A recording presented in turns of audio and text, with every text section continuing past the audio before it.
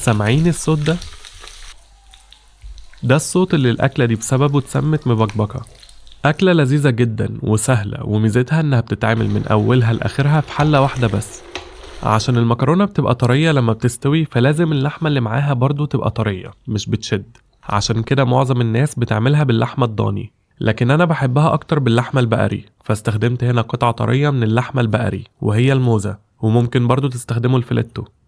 الدايرتين دول كانوا نص كيلو، قطعتهم مكعبات صغيرة عشان تبقى سهلة في الأكل، وعشان تستوي بسرعة، وكمان عشان تاخد من طعم بقية المكونات وتوزع طعمها في الطبق كويس.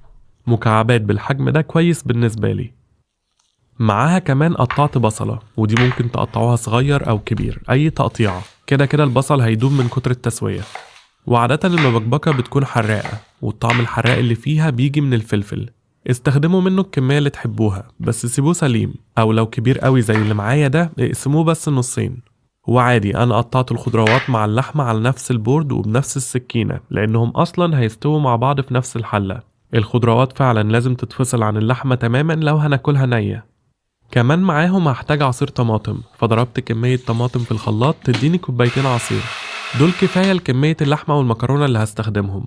وعشان اسوي المبكبكة كلها في نفس الحلة استخدمت حلة كبيرة، اكبر واحدة عندي. الحجم الكبير ده هيساعدني اني اشوح المكونات الاول بسهولة، وكمان عشان لما المكرونة تنفش بعد ما تستوي تفضل جوه الحلة برضو. شغلت نار بين المتوسطة والعالية، وحطيت فيها كمية زيت تغطي البيز بتاعت الحلة كلها. ولما اتأكدت ان الزيت سخن حطيت اللحمة فيه ووزعتها كويس، وسبتها شوية تكون كراست من غير ما احركها خالص. وانا سايبها كده حطيت التوابل، عبارة عن معلقة صغيرة ملح، ونص معلقة صغيرة فلفل اسود، ومعلقة صغيرة بهارات لحمة. ما تزودوش قوي في التوابل والملح هنا، لان في الاكلة دي سهل قوي نزودهم في الاخر. بعد حوالي دقيقتين على اول وش، لما بقى سهل احرك اللحمة كده من غير ما تتقطع عشان لازقة في الحلة، قلبت اللحمة حوالي 3 دقايق كمان عشان تتشوح من كل حتة. يعني قلبتها لحد ما بقى ده شكلها. اللون الاحمر الاصلي بتاع اللحمة اختفى خالص وبقت بنية كده من بره، بس طبعا لسه ما استوتش من جوه. لما وصلت للمرحلة دي حطيت البصل والفلفل، وقلبتهم برضو في الزيت لحد ما البصل دبل، يعني بقى شفاف شوية وطري كده. وحطيت عليهم معلقتين كبار مليانين معجون طماطم، دول هيقووا الطعم واللون مع عصير الطماطم، بس بحب دايما الاول اقلب معجون الطماطم ده في الزيت شوية عشان اظبط طعمه. وانا بقلبه كنت بحاول اشيل حتت اللحمة اللي لزقت في الحلة من تحت وهي بتستوي، عشان ما تتحرقش وما تأثرش على طعم المبكبكة في الاخر، وكمان عشان تدوب في الصلصة وتقوي طعمها. بعد دقيقتين تقليب كده حطيت عصير الطماطم، وعليه حطيت كمية مية سخنة تغطي اللحمة بالكامل. ممكن هنا تحطوا مكعب مرقة لحمة عشان تقوي الطعم اكتر، او تكتفوا بطعم اللحمة اللي استخدمتوها. انا حطيت بس ورقتين لوريل اللي هو ورق الغار، وعشان في طماطم كتير حطيت سكر نص معلقة صغيرة بس. واول ما الصلصة بدأت تغلي غطيت الحلة ووطيت النار، خليتها هادية وسبت اللحمة تستوي على النار الهادية دي. نوع اللحمة وحجمها بيفرق في وقت السوى. انا خدت مني ساعة عشان تستوي، بس كل من ربع لنص ساعة كنت ببص عليها عشان اشوف لو المية اتبخرت ازود مية سخنة تاني لحد ما اغطي اللحمة بالكامل. وطبعا اقلب برضو عشان اتأكد ان مفيش حاجة لازقة من تحت، واغطي الحلة واسيبها تكمل سوا. بعد ساعة فتحت على اللحمة واتأكدت ان اللحمة وصلت لدرجة السوا اللي انا عايزها. وعلى فكرة كل ما تبقى قطرة كل ما تبقى لايقة اكتر على المبكبكة. بعد ما اللحمة استوت بقى جه وقت تسوية المكرونة. المكرونة اللي عادة بتستخدم هي دي، أصغر شكل بيسموه المرمرية، بس ساعات بشوف مطاعم بتعملها بالحجم الأكبر من ده. ونسبة المكرونة للحمة بقى حسب ما تحبه، مش هتفرق. أنا استخدمت كيس مكرونة كامل اللي هو 400 جرام، وقلبت المكرونة في اللحمة كويس، وزودت مية سخنة تكفي تغطي اللحمة والمكرونة بالكامل، وسبت المكرونة تستوي. سوا المكرونة بياخد حوالي 10 دقايق أو ربع ساعة بالكتير، بس كل دقيقتين أو 3 كنت بفتح الحلة وأقلب عشان كل المكرونة تستوي نفس السوا، وعشان مفيش مكرونة تلزق من تحت، وكمان عشان أزود مية لو لقيتها محتاجة مية. بس خلوا بالكم وانتوا بتقلبوا انكم تقلبوا بالراحة عشان ما تكسروش المكرونة، ودايما حافظوا على القوام ده، لو أنشف من كده زودوا مية سخنة. فضلت كده لحد ما وصلت لدرجة سوا المكرونة اللي أنا عايزها. دقتها عشان اتأكد انها استوت فعلا، وعشان اشوف لو ناقصة ملح او توابل. عشان المكرونة سايلة كده فسهل قوي نزود لها ملح وتوابل بعد ما تستوي بالكامل، عشان كده قلتلكوا في الاول ما تكتروش منها. بعد ما ظبطت الملح شلتها من على النار. والمبكبكة عشان تفضل مبكبكة فعلا لازم تتاكل وهي سخنة، فخليكوا جاهزين عشان تاكلوها أول ما تستوي، بتبقى أحلى بكتير جدا من لما تبرد. جربوها وقولولي رأيكم. دي من بره تبان مكرونة بشاميل، بس هي حاجة صحية أكتر عشان فيها خضار، ومن جوه تبان مسقعة، بس هي حاجة هيلثي أكتر برضو لأنها مش مقلية ومش مليانة زيت. دي بارميجانا بالبتنجان، لو بتحبوا البتنجان هتحبوها جدا، ولو مش بتحبوه دي ممكن تحببكوا فيه. استخدمت فيها بتنجايتين رومي كبار، وزنهم مع بعض كان 1.5 كيلو تقريبا. قطعتهم سلايسز سمكها حوالي سنتي كده، يعني دي تخنت مني قوي، لكن دي سمكها كويس. ورغم اني مش هقليها بس برضو رشيت عليها ملح. الملح مش بس عشان ما تشربش زيت، هو كمان بيساعد انه يشيل المرارة اللي بتبقى ساعات في البتنجان، بس عشان مش هقليه فمش محتاج اسيبه يتملح كتير، هو بس على ما عملت الصوص. وفي الاصل بصراحة البارميجانا بتتعمل سادة من غير لحمة، عشان كده كتير بيعتبروها سايد ديش خفيف. انا حبيتها اكتر لما عملتها باللحمة، لكن مش بكتر اللحمة فيها، يعني سخنت حوالي معلقة كبيرة زيت زيتون في طاسة على نار بين المتوسطة والعالية، وحطيت فيها 1/4 كيلو لحمة مفرومة بس. وبما انه 1/4 كيلو مش كتير فحطيت البصل المبشور عليه على طول، وتبلتهم بنص معلقة صغيرة ملح ونص معلقة صغيرة فلفل اسود وبس. وكمان هرست عليهم 3 فصوص توم كبار. قلبت اللحمة دي وانا بفتتها لحد ما اتعصجت، يعني لحد ما استوت بالكامل وبقى شكلها كده. وهنا حطيت عليها 3 معالق كبار معجون طماطم، وقلبتهم دقيقة لحد ما غطت اللحمة بالكامل. بعدين حطيت 3 كوبايات عصير طماطم متصفية، وخففتها بنص كوباية مية، وزودت نص معلقة صغيرة ملح تانية وفلفل اسود ومعلقة صغيرة زعتر. وحطوا ريحان مجفف لو مش عندكم فريش، انا عندي فريش فهستخدمه بس بعد شوية. كمان عشان الطماطم الكتير دي حطيت نص معلقة صغيرة سكر، ولو بتستخدموا مرقة حطوا مكعب بيقوي الطعم. قلبت كل ده كويس وغطيت النار وغطيت الطاسة وسبتها تغلي 1/4 ساعة على نار هادية. بعد ال1/4 ساعة دي بقى لون الصوص أقوى وقوامه أتقل. القوام ده حلو، لو أخف من كده سيبوه يغلي شوية كمان، ولو أتقل من كده خففوه بشوية مية وسيبوه يغلي شوية. دقته عشان أظبط الملح وكده بقى جاهز. رجعت بقى للبتنجان اللي كنت سايبه، لقيته نزل منه مية كتير كده. نشفت المية دي كويس، وممكن تقلوه زي ما هو كده في زيت غزير، بس أنا عايزه خفيف وصحي أكتر، ففردت تحتيه ورقة زبدة عشان البتنجان بيلزق خلوا بالكم، ورشيت عليه زيت زيتون من الوشين، وممكن تستخدموا أي زيت عادي، ودهنته بيه كويس. بعدين فردته جنب بعضه على قد ما قدرت، ودخلته فرن أنا مشغله على أعلى درجة حرارة مع المروحة، وسبته يستوي. طلعته من الفرن لما اتحمر كده، لونه مش بيبقى ذهبي حلو زي المقلي في الزيت، بس مش مهم كده أخف. في الطاجن اللي هسويه فيه في الفرن بقى رشيت الأول من تحت زيت زيتون كمية قليلة، وكمية قليلة قوي برضو من الصوص ده بس عشان ما يلزقش من تحت. بعدين رصيت اللايرز، بتنجان من تحت عليه تلت كمية الصوص، ورق ريحان فريش، وشوية جبنة بارميجانا لو عندكم، لو مش عندكم مش مهم، وشوية جبنة موتزاريلا. بعدين بتنجان تاني وصوص تاني وريحان وجبنة وبتنجان وصوص وريحان، واخر لاير دي غطيتها بكمية جبنة كبيرة شوية. غطيت الطاجن ده بورقة زبدة فوقيه ورقة فويل، ودخلتها الفرن بعد ما كنت قللت حرارته ل 200 بس، وسبته يستوي متغطي كده تلت ساعة علشان كل المكونات تغلي مع بعضها وتاخد من طعم بعض. بعدها شلت الفويل وورق الزبدة وسبتها تستوي من غير غطا كده لحد ما الوش اتحمر، وبقى ده شكله تحفة. ما اعتقدش ان حد يتوقع ان اللي جوه الطاجن ده بتنجان، وطعمه برضو تحفة، وعشان ما قليتوش فكان خفيف ولذيذ. جربوه وقولولي رأيكم. طاجن مكرونة بالجمبري غرقان في الوايت صوص، من احلى طواجن السي فود اللي بحبها. عملته بالترتيب ده، الاول غليت مية على نار عالية وقلبت فيها معلقة كبيرة ملح، وحطيت فيها كمية مكرونة استها على الطاجن اللي هعملها فيه زي ما وريتكم في فيديو المكرونة بالبشاميل. الكمية دي كانت حوالي 1/4 كيلو مكرونة. سبتها تتسلق لحد ما بقت الدنتي، يعني اكتر من نص السوا بشوية، ده عشان هتكمل سوا في الفرن. لما وصلت للمرحلة دي صفيت المكرونة، بعدين تبلت الجمبري. والجمبري اللي بستخدمه هو الحجم الوسط ده مش الكبير، عشان يبقى سهل يتاكل بالشوكة مع المكرونة. وطبعا كنت مقشره ومنضفه وشايل منه خط الرمل اللي في الظهر. الكمية دي كانت 1/4 كيلو بعد التقشير، يعني أنا عملت نفس وزن المكرونة جمبري، بس انتوا اظبطوا النسب براحتكم.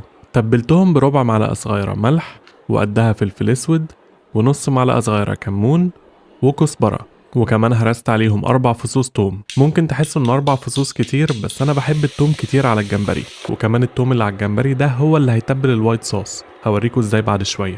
اخر حاجة حطيتها هي حوالي معلقة صغيرة عصير ليمون، وغطيت الجمبري كويس بالتتبيلة وسبته فيها 5 دقايق بس عشان الليمون ما ينشفش الجمبري. بعد ال5 دقايق سخنت شوية زيت في طاسة على نار بين المتوسطة والعالية، وحطيت عليهم شوية زبدة برضو. لما سخنوا حطيت فيهم الجمبري وفضلت أقلب لحد ما استوى. الجمبري بيستوي بسرعة في دقايق، فما تسيبهوش كتير، خصوصا انه لسه هيتحط في الفرن كمان. انا بعرف انه استوى لما لونه يتغير وملمسه يبقى انشف شوية من لما كان ني. لما استوى كده شلته من على النار، وفي نفس الطاسة اللي سويته فيها هعمل الصوص. بعمله في نفس الطاسة علشان ياخد من طعم الجمبري والثوم اللي عليه. هديت النار شوية بس خليتها متوسطة، وحطيت 3 معالق كبار زبدة، ولما ساحوا دوبت فيهم 3 معالق كبار دقيق. واول ما داب خالص كده حطيت عليهم لتر لبن، اللي هو حليب للي مش من مصر، بس حطيته واحدة واحدة. ولما يدوب ازود شوية كمان وكده لحد ما حطيت اللتر كله. خليت كمان الصوص ريتش اكتر باني حطيت عليه نص كوباية كوكينج كريم، كريمة الطهي، وقلبت كويس. بعد كده تبلت الصوص بس بمعلقتين صغيرين ملح. ما بحطش توابل تانية عشان مش عايز اغطي على طعم الجمبري، وعايزه يبقى هو الطعم المميز في الطاجن. قلبت الصوص شوية، وأول ما بدأ يغلي طفيت النار. ده القوام اللي أنا عايزه للصوص، اللي هو تقريبا نفس قوام الكوكينج كريم اللي حطيتها عليه، يعني مش تقيل زي البشاميل. ده عشان أنا عايز المكرونة والجمبري يبقوا سايحين فيه زي طواجن المطاعم بتاعت السي فود كده. ومع الجمبري عموما أنا بحب جدا الشبت، فقطعت شوية منه، وقطعت سلايسز فلفل ألوان، بس دي علشان بشوفهم بيحطوها على الطواجن في المطاعم كشكل، لكن هي بصراحة مش مهمة قوي. في الطاجن بقى حطيت أول حاجة المكرونة وعليها الصوص والشبت، وقلبتهم كويس. شايفين الصوص سايح جدا ازاي؟ تحسوها ممكن تتاكل كده لوحدها من غير ما تدخل الفرن. فوقيهم حطيت الجمبري ووزعته كويس، وغطيت كل حاجة بجبنة موتزاريلا. وانتوا اكيد عارفين انا مش شاطر قوي في التزيين، بس حطيت سلايسز الفلفل بالشكل ده كده. لما تعملوه انتوا وريني الصور لابداعاتكم. دخلت الطاجن ده فرن كنت مشغله من تحت على 200، ولما الجبنة ساحت وبدأ يغلي شغلت الشواية من فوق. طلعته من الفرن لما الجبنة اتحمرت وبقى شكله كده، وكان زي ما انا عايزه بالظبط، غرقان وسايح في الصوص. احلى حاجة انه يتاكل وهو لسه سخن جدا كده عشان الصوص ما يمسكش نفسه، بس عشان انا عامله خفيف فكده كده حتى لما بيبرد شوية بيفضل سايح. جربوه وقولولي رأيكم. زي ما قلتلكوا كذا مرة قبل كده، أنا بحب الأكلات اللي بتبقى متكاملة على بعضها، هي نفسها فيها البروتين والكارب والخضار اللي هو مش محتاجة حاجة جنبها. والشيبردز باي أو فطيرة الراعي دي كده، وغير إنها متكاملة كمان فهي لذيذة جدا وتحفة لما تتاكل سخنة كده في برد الشتاء. هوريكوا عملتها ازاي. بدأت باللحمة. المفروض الشيبردز باي بتتعمل باللحمة الضاني المفرومة، أنا عملتها بالبقري فكده المفروض يبقى اسمها كوتج باي، بس مش فارق قوي الاسم. حطيت نص كيلو في طاسة على نار بين المتوسطة والعالية بس على مرتين، يعني ربع وربع. وفتت الربع الأولاني ده وهو بيستوي كده من غير ولا زيت ولا سمنة ولا أي حاجة، كفاية الدهون اللي فيه. ولما شبه استوى، مش لازم يستوي بالكامل، شلته وحطيت الربع التاني. بقسم اللحمة ربعين كده عشان ما تسحمش الطاسة وتتحمر كويس، ولما ينزل منها مية ما تبقاش كتير وما تتحولش اللحمة مسلوقة.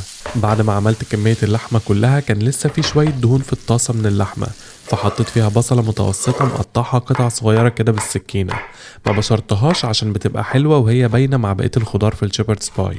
قلبتها دقيقتين كده، بعد كده هرست عليها فصين توم كبار، وقلبت دقيقة كمان لحد ما التوم ريحته ظهرت.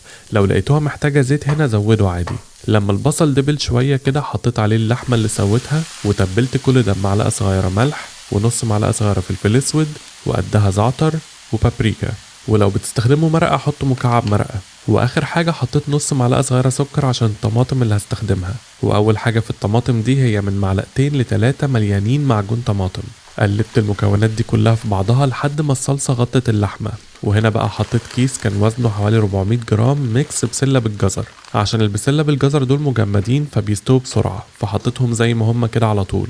لو فريش ممكن تحتاجوا تسلقوهم نص سوا قبل ما تحطوهم على اللحمة. هنا عليهم كمان حطيت كوباية عصير طماطم متصفية، وقلبت المكونات في بعضها كويس. وكان المفروض استخدم طاسة اكبر انا عارف. لما تقلبه كويس حطيت كمية مية تكفي بس تبقى باينة كده من فوق لكن ما تغطيش اللحمة. وهنا غطيت الطاسة وهديت النار وسبتهم يكملوا سوا على نار هادية حوالي ربع ساعة. بعد الربع ساعة دي كان الخضار استوى واللحمة استوت وكل الأطعمة امتزجت كويس. دقت عشان اظبط الملح والفلفل وكده بقت جاهزة. شلتها وعملت البطاطس. انا استخدمت نص كيلو لحمة فعليه استخدمت كيلو بطاطس. قشرتها وقطعتها قطع قد بعض عشان تتسلق في نفس الوقت.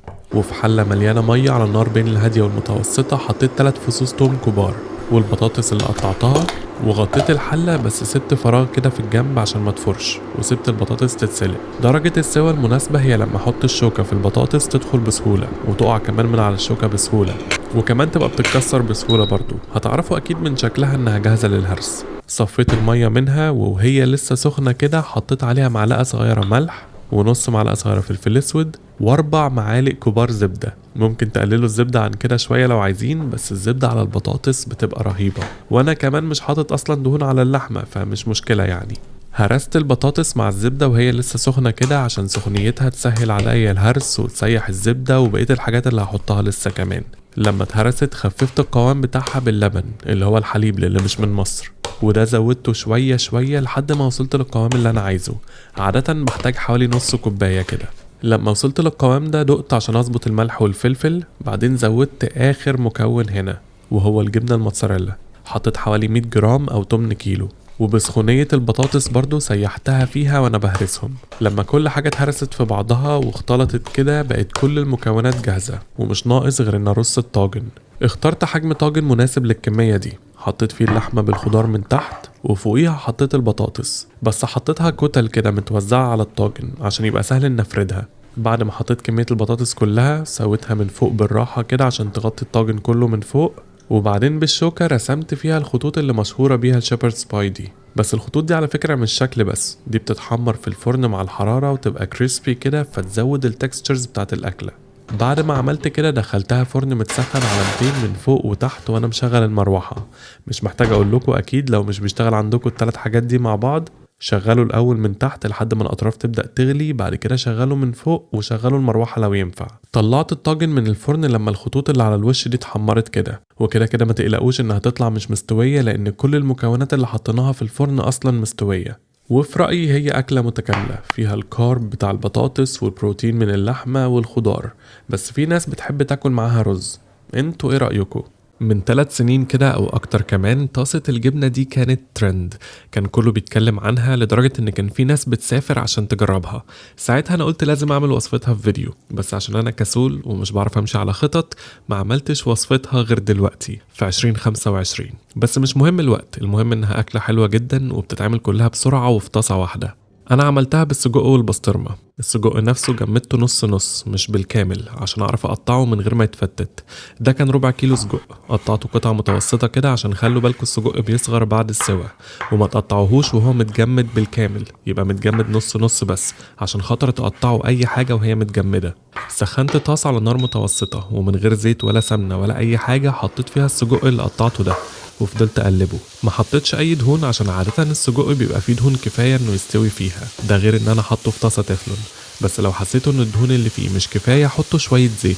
بعد ما استوى السجق بالكامل شلته، والدهون اللي نزلت منه ما كانتش كفاية ان اسوي فيها البسطرمة فزودت شوية زيت كمان وحطيت فيه البسطرمة. مش عارف بصراحة شوية البسطرمة دول كان وزنهم قد ايه، بس كده كده الكميات زبطوها زي ما تحبوا. بعد ما البسطرمة استوت كويس شلتها برضو من الطاسة، ومكانها بقى بدأت اعمل الصوص. الاول هديت النار خليتها بين الهادية والمتوسطة، وسيحت حوالي معلقتين كبار زبدة، ولما ساحوا هرست عليهم فصين توم كبار وحطيت عليهم معلقة كبيرة دقيق، ودوبت الدقيق ده في الزبدة. لما الدقيق داب خالص كده بدأت احط كوباية لبن اللي هو الحليب اللي مش من مصر، وكأني بعمل بشاميل، بحط شوية وأقلب، ولما يمسكوا نفسهم أحط شوية كمان وأقلب، وكده لحد ما وصلت للقوام ده اللي هو أتقل من قوام اللبن العادي حاجة بسيطة، بس أخف طبعا من البشاميل بكتير.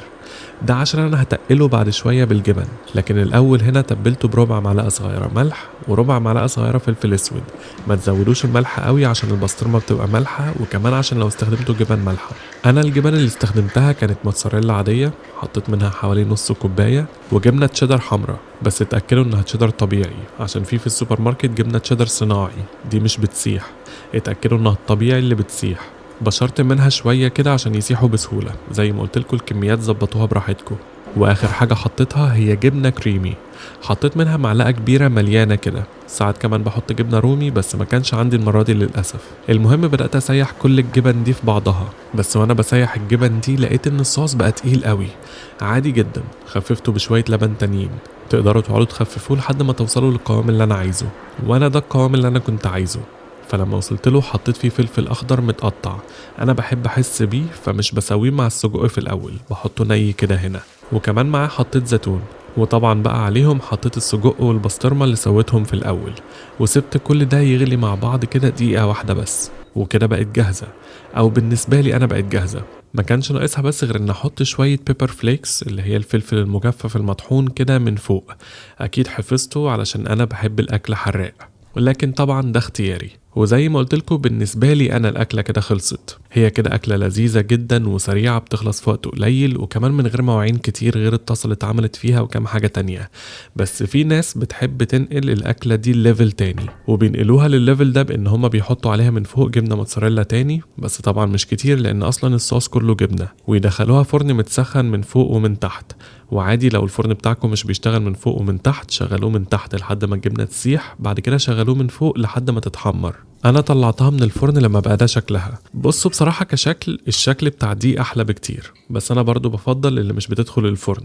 معرفش ليه، ممكن علشان اللي مش بتدخل الفرن شبه الأصلية أكتر، بس في الحالتين برضو حلوين بالنسبة لي. لكن انتوا قولولي في رأيكم أنهي أحسن، اللي من غير فرن ولا اللي في فرن؟ ولو عملتوا الطاسة دي هتعملوا ميكس السجق والبسطرمة اللي أنا عملته، ولا في دماغكم ميكس تاني؟ أنا من الناس اللي بتحب السمك، وبحب أعمله بالطرق التقليدية وساعات الطرق اللي مش تقليدية قوي زي دي. بس الطريقة دي مش غريبة قوي لأن السمك معروف إنه بيليق جدا على الليمون، وده الطعم الأساسي في الصوص اللي هو معمول فيه ده. والصوص ده على فكرة بيبقى تحفة على الرز الصيادية كده، وبيخلي الأكلة دي مش محتاجة جنبها طحينة ولا أي حاجة. وميزتها إنها سريعة جدا، حرفيا بتخلص في أقل من نص ساعة. عشان أخلص الأكلة كلها في نص ساعة بدأت الأول برز الصيادية، طريقته وريتها لكم في فيديو قبل كده، وسبته يستوي وأنا بعمل السمك. وللسمك استخدمت السمكة المفضلة بالنسبة لي في الفيليه، وهي قشر البياض، بس ممكن تعملوه بأي نوع سمك تحبوه. قطعتها قطع أصغر عشان تبقى أسهل في التسوية وعشان تتغطى في الصوص كويس، بس ما تصغروش القطع قوي عشان هي هتصغر أكتر بعد السوا. وبعد ما قطعت السمك غسلته، كده أسهل من إني أغسل حتة سمك كبيرة كده على بعضها. نشفته كويس بعد كده من المية اللي غسلته بيها، وبدأت أتبله. زي ما قلتلكوا الطعم الأساسي في الأكلة دي هو الليمون وطعم السمك طبعا، فمش عايز أغطي عليه بإن أستخدم توابل كتير تغطي على الطعم. ده كان 600 جرام سمك، بس هقول لكم المقادير لنص كيلو عشان السهولة. معلقة صغيرة ملح، ونص معلقة صغيرة فلفل اسود وبس. حطيت كمان شوية زيت زيتون عشان بس تسهل توزيع التوابل دي على السمك، وغطيت كل حاجة كويس بالملح والفلفل الاسود دول. هتلاحظوا ان في قطع سمك رفيعة وقطع سمك تخينة. القطع التخينة دي بتبقى في السمكة من فوق، والقطع الرفيعة بتبقى ناحية الديل كده. افصلوهم عن بعض عشان دول هياخدوا وقت سوا مختلف، بس انا هسويهم مع بعض في نفس الطاسة عادي، هوريكم ازاي. ممكن على فكرة تسووه في الفرن، او في رأيي اسهل حاجة وكمان عشان السرعة انكم تسووها في الطاسة زي ما انا عملت. سخنت زيت في طاسة على نار بين المتوسطة والعالية، انا استخدمت زيت زيتون بس عادي استخدموا اي زيت. لما سخن حطيت فيه السمك اللي قطعته، بس حطيت القطع الرفيعة جنب بعضها في جنب من الطاسة، والقطع التخينة جنب بعضها في الجنب التاني. القطع الرفيعة حرفيا ممكن ما تاخدش غير من دقيقة واحدة ل3 دقايق بالكتير قوي على كل وش. بعرف انها جاهزة للقلب لما الاقيها بدأت تبيض كده ويظهر عليها السوا من فوق.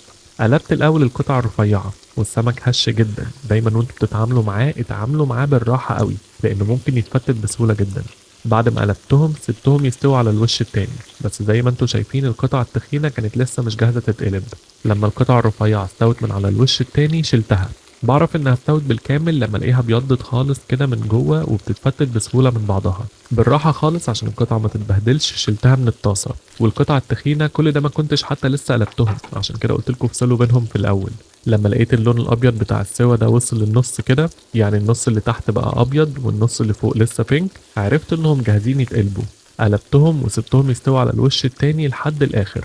وكل قطعة تستوي كنت بشيلها بالراحة جدا، زي ما قلت لكم السمك على طول اتعاملوا معاه بالراحة. القطع التخينة قوي قوي دي ممكن تضطروا تقلبوها تستوي على الاجناب كمان.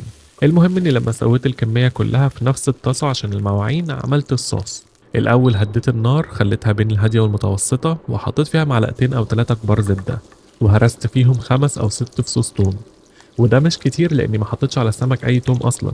قلبته ثواني بس لحد ما ريحته ظهرت، بعدين حطيت معلقتين كبار دقيق، ودوبت الدقيق ده في الزبدة. وبدأت أحط عليها لبن اللي هو الحليب اللي مش من مصر شوية شوية وأنا بقلب، كأني بعمل بشاميل بس بشاميل خفيف.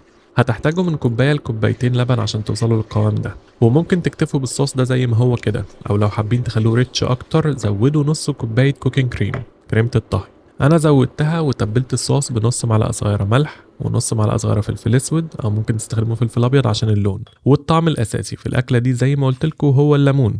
انا استخدمت الليمون الكبير ده عشان لقيته عندي اللي بيسموه قضاليا، بس لو ما عندكوش غير المصري الصغير ده عادي جدا، طعمه حلو قوي برضو. قطعت الاول 2 سلايسز كده من النص عشان استخدمهم في الصوص والتزيين، والباقي عصرته على الصوص على طول، واتأكدت ان عصرته كويس جدا. قلبت كل ده بس حسيت الصوص تقيل شوية فخففته بشوية مية. القوام ده كويس عشان لسه هنسيبه يغلي كمان. دقت بقى عشان اظبط الملح والفلفل والمزازة وكده، وقلبت وكده بقى جاهز. حطيت فيه دلوقتي بقى بقيت السمك بالراحة خالص، زي ما كل شوية اقول لكم زهقتوا مني انا عارف. وقلبته في الصوص ده برضو بس بالراحة خالص، وحطيت سلايسز الليمون اللي قطعتها، وغطيت الطاسة وسبتهم يغلوا مع بعض 5 دقايق بس عشان الصوص والسمك ياخدوا من طعم بعض. بعد ال5 دقايق دول طفيت النار وحطيت بقدونس مفروم عشان للأسف ما كانش عندي شبت فريش. الشبت أحلى على السمك بس البقدونس لذيذ برضو. قلبت البقدونس ده في الصوص برضو بس إيه بالظبط بالراحة عشان ما بهدلش السمك، أكيد حفظته خلاص. وكده الأكلة خلصت، وفي الوقت ده كان الرز استوى كمان. ففي الطبق بقى حطيت رز الصيادية عليه السمك وغرقته بالصوص. وكده بقت وجبة لذيذة جدا وسريعة ومش تقليدية، وخلصت في نص ساعة أو أقل كمان. وممكن على فكرة تعملوها مع باستا بدل الرز. قولولي هتحبوها أكتر مع إيه؟ دي لحمة مبهرة ومهرية في صوص أو مرق قوي جدا مع خلطة حراقة تقوي الطعم أكتر، اسمها الفحسة. اعتقد سموها كده عشان بتتفحس، اللي هو يعني بتتفعص او بتتفتت كده، وعشان ينفع تتفحس كده لازم اللحمة توصل لدرجة السوى المناسبة ليها. فعشان اسوي اللحمة سيحت معلقتين كبار سمنة في حلة على نار بين المتوسطة والعالية، ولما سخنت حطيت فيها قرن فلفل حراق متقطع ونص بصلة بس مبشورة. النص التاني ده خلوه هنستخدمه في الاخر. وكمان هرست عليهم 3 فصوص توم كبار، وفضلت بقلب لحد ما البصل يعدي مرحلة ان هو يدبل بشوية، يعني لما يبدأ لونه يغمق ويتحمر كده. لما وصل للمرحلة دي حطيت عليه نص كيلو لحمة بقري حمرا، يعني بدهون قليلة او من غير دهون خالص، ده عشان اعرف افتتها بسهولة في الاخر. قلبت اللحمة دي شوية في البصل والسمنة لحد ما لونها من بره اتغير بالكامل من كل حتة، واللون البينك الاصلي بتاع اللحمة ده اختفى خالص. وهنا بقى حطيت معلقتين كبار معجون طماطم، وتبلت كل ده بمعلقة صغيرة ملح ومعلقة صغيرة بهارات لحمة ونص معلقة صغيرة كمون وقدها كركم. بس دايما لازم احذركم ان الكركم ممكن يبقع الحلة اللي بتستخدموه فيها. كمان حطيت نص معلقة صغيرة فلفل اسود وحوالي 3 أو 4 ورقات لورل كده، وقلبت كل ده لحد ما التوابل والصلصة امتزجوا في بعض وغطوا اللحمة كويس. هنا بقى حطيت كمية مية مغلية تكفي بس ان انا اغطي اللحمة مش اكتر من كده، وبعدها غطيت الحلة ووطيت النار وسبت اللحمة تستوي على نار هادية عشان تتهري واعرف افتتها كده. في الاخر بسويها على نار هادية لمدة طويلة، ده احسن من نار عالية لمدة قصيرة. وعلى فكرة لما عملتها في حلة الضغط بصراحة خدت مني وقت اقل بكتير من الحلة العادية دي. في الحلة دي خدت 2 ساعات. في النص بس كل شوية كنت بتشيك عليها واقلبها وازود لها مية لو محتاجة. انا عرفت انها وصلت لمرحلة السوا اللي انا عايزها لما فتحت عليها ولقيت اللحمة بقت طرية خالص والشوكة بتدخل فيها بسهولة وممكن اقطعها اصلا بالشوكة. لما لقيتها كده شلت الحلة من على النار وحطيت مكانها طاسة كاست ايرون، مش دي اللي بيستخدموها عادة بصراحة في الفحسة، هما بيستخدموا طاجن معمول من الحجر، بس دي اقرب حاجة ليه عندي في المطبخ وبتحتفظ بالحرارة زيه إلى حد ما. سخنت فيها زيت على نار بين المتوسطة والعالية، ولما سخن حطيت فيه نص البصلة التاني اللي قلتلكوا تشيلوه في الأول، فاكرينه؟ وقلبته برضو لحد بعد مرحلة الدبلان بشوية لما بدأ يتحمر كده. وهنا بقى حطيت عليه اللحمة اللي سلقتها وكمان شوية من الشوربة أو المرق اللي اتسلقت فيه اللحمة، وبدأت بالمعلقة الخشب كده مش بالشوكة أفتت اللحمة دي أو أفحسها. يعني المعلقة الخشب هتفعص أو هتفحس اللحمة دي وتخليها قطع متفتتة كده بس ماسكة نفسها. الشوكة هتخليها قطع رفيعة قوي زي الشعر، مش بتبقى حلوة زي المتفتتة بالمعلقة دي. وزودوا كمية الشوربة اللي تحبوها، أنا ده القوام اللي عجبني. بعد ما فتت وظبطت القوام كده ما بقاش فاضل غير إني أحط السحاوج.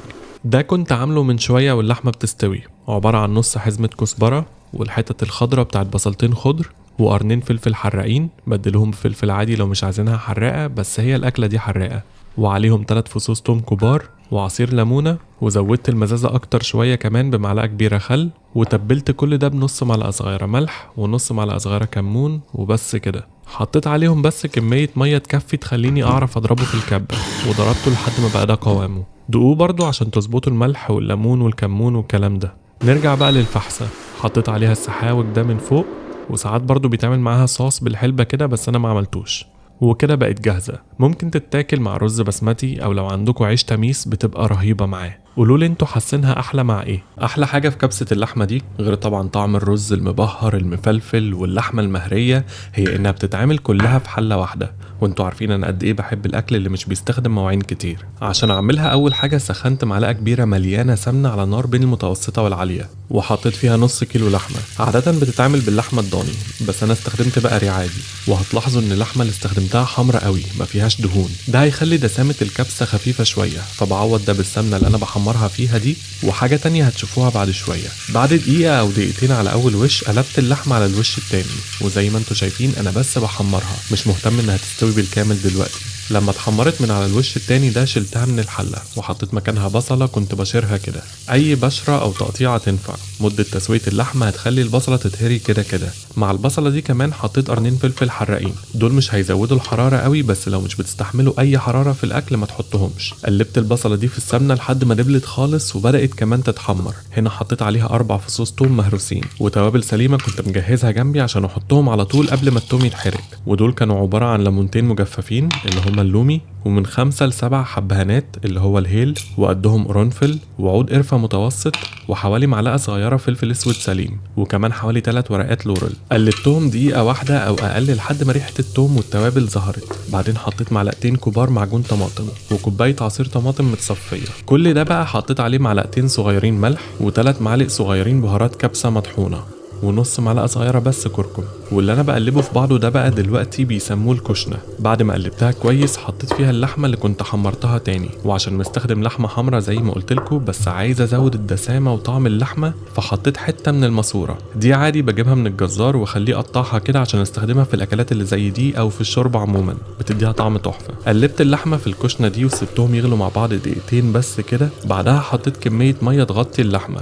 وغطيت الحلة وهديت النار وسبتها تستوي على نار هادية. لو بتستخدموا حلة ضغط هتستوي بسرعة جدا، بس في حلة عادية زي دي بفتح عليها كل ربع ساعة وازود لها مية لو محتاجة واشوف استوت ولا لا. لما حسيت ان قدامها نص ساعة على السوا غسلت كوبايتين رز بسمتي وسبتهم يتنقعوا النص ساعة دي في المية. وبعد النص ساعة لما لقيت اللحمة استوت لدرجة السوا اللي انا عايزها اتأكدت الاول ان الملح مظبوط. الشوربة مهم يبقى الملح فيها مظبوط بالظبط او تبقى مايلة للملوحة شوية عشان لسه هنزود لها رز. صفيت الرز كويس من المية اللي كنت نقعه فيها وحطيته عليهم. احسن ليفل للمية هي انها تبقى مغطية الرز بالكامل بالظبط مش بزيادة، بس ما يبقاش فيه رز بارز عن المية خالص. لو اكتر من كده قللوها زي ما انا بعمل كده، ولو اقل زودوها مية. لما المية رجعت تغلي تاني غطيت الحلة مرة كمان وهديت النار لأهدى درجة في البوتاجاز وسبت الرز يستوي. بعرف ان الرز استوى لما افتح وادوق من النص من فوق، لو الجزء ده كان مستوي يبقى الباقي استوى. وكده بقت جاهزة. ممكن تعملوا جنبها صلصة دقوس، عملت لكم طريقتها في فيديو كبسة الفراخ، او ممكن تعملوا زيي وتستخدموا الصوص بتاعي سجت. ممكن تجيبوه دلوقتي من على بريدفاست وجود سمارت ونون وجوميا. اعتقد انكم ممكن تكونوا فاكرين انه بيليق بس على الاكل الغربي زي معظم الهوت صوصز، بس هو بيبقى رهيب على الاكل الشرقي كمان. جربوه عليها. المهم ان الرز كان مبهر ومفلفل ومظبوط واللحمه دايبه وكل حاجه واخده من طعم بعضها. جربوها وقولوا لي رايكم، وقولوا لي بتحبوها اكتر باللحمه ولا الفراخ. دي كفته داوود باشا بالبطاطس، وده طاجن كفته داوود باشا بالبطاطس. الاتنين نفس الطريقه والكفته بتطلع فيهم دايبه وطعمها تحفه، مفيش فرق غير اخر 5 دقايق بس في التسويه. والبدايه كانت نص كيلو لحمه مفرومه، فرمت له بصله متوسطه بس شلت منها معلقه كبيره مليانه كده على جنب، والباقي عصرته كويس جدا من الميه اللي فيه وحطيته على اللحمه. ومهم تعصره جدا كويس عشان الميه هي اكتر حاجه بتخلي الكفته تفك وهي بتستوي. تبلتها بمعلقه صغيره ملح ونص معلقه صغيره فلفل اسود ومعلقه صغيره مليانه بهارات لحمه. طبعا بهارات اللحمه اللي بستخدمها على طول هي بتاعت باب الشام عشان مظبوطه جدا.